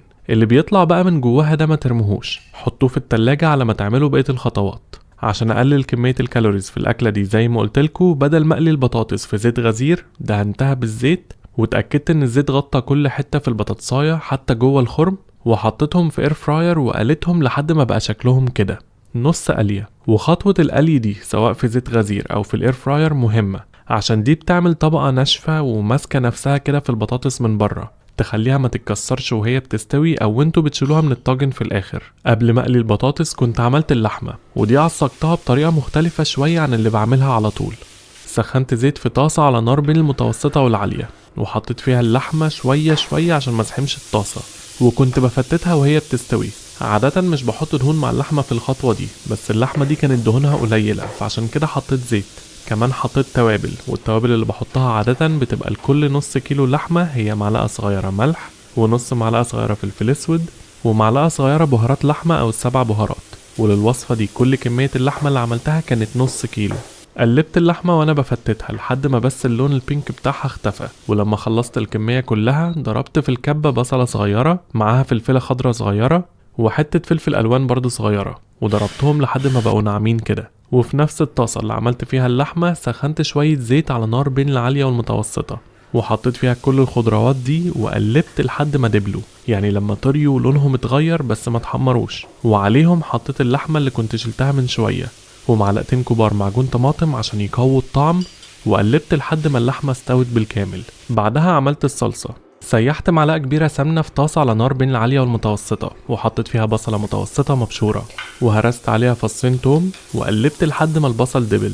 بعدين حطيت عليهم معلقتين كبار معجون طماطم، وقلبت لحد ما بس معجون الطماطم غطى البصل كويس. وهنا حطيت كوبايتين عصير طماطم متصفية ونص كوباية مية. الصلصة دي بقى تبلتها بمعلقة صغيرة ملح، ونص معلقة صغيرة فلفل اسود، ومكعب مرقة. عادة بحط نص معلقة سكر كمان بس نسيت المرة دي، ما تنسوش انتوا. قلبت المكونات كويس ووطيت النار وغطيت الطاسة وسبتها تغلي على نار هادية 10 دقايق او لحد ما بقى لونها وريحتها وطعمها اقوية كده، وشلتها من على النار. خدت اللحمة اللي عملتها دي وحشيت بيها البطاطس، واتأكدت بصباعي كده ان اللحمة ملت الخرم اللي في البطاطس بالكامل، وكنت بزقها لجوه بس بالراحة، ما تزقوش جامد عشان ما تتكسرش. ويعني الأحسن تستنوا البطاطس تبرد قبل ما تحشوها عشان ما تتلسعوش زيي. وانا عامل نص كيلو لحمة لكيلو بطاطس، النسبة دي بتخلي يتبقى شوية لحمة في الآخر. ده حلو، هقولكوا ليه بعد شوية. بعد ما حشيت البطاطس كلها ميلت الطاجن بإني سندته على فوطة عشان أعرف أرص البطاطس فيه واقفة من غير ما تقع. وكمية اللحمة اللي اتبقت دي بقى حطيتها على حتت البطاطس اللي طلعتها من البطاطس وانا بخرم البطاطس. فاهمين انا بتكلم عن ايه صح؟ وزعت اللحمة على حتت البطاطس دي، وفوقيهم بقى رصيت البطاطس المحشية. ما تلزقوهمش في بعض قوي، سيبوا فراغ بسيط يخليكوا تعرفوا تطلعوا البطاطس بعد السوا من غير ما تكسروها. عشان كده قلتلكوا قيسوا بالطاجن قبل التقشير عشان يبقى عندكوا الفراغات دي وانتوا بتسووها. بعد ما حطيت كل البطاطس غطيت كل ده بالصلصة اللي عملتها، ودخلت الطاجن ده فرن كنت مسخنه على 200 ومشغله من فوق ومن تحت، او شغلوه من تحت بس لحد ما البطاطس اللي في الطاجن من تحت تستوي، بعدين شغلوه من فوق لحد ما الوش يتحمر. طلعتها لما شكلها بقى عامل كده، بعرف انها استوت باني ادوق من البطاطس اللي تحت بين الفراغات والاقيها مستوية ومهرية كمان. البطاطس اللي باللحمة اللي تحت دي بتبقى تحفة برضو على فكرة، بس بص رغم ان اللي من تحت اتهرى، البطاطس اللي فوق لسه ماسكة نفسها ومحتفظة باللحمة جواها. وكوجبة البطاطس دي لوحدها اصلا ممكن نعتبرها وجبة كاملة، يعني فيها كارب ولحمة وشوية خضار قليلين، بس ممكن تحتاجوا بصراحة جنبها سلطة. لكن انا بحب اعمل معاها رز بالشعرية. قولولي انتوا بتحبوا تعملوا ايه معاها، ولو لسه بتتفرجوا شكرا جدا عشان بتتفرجوا للآخر.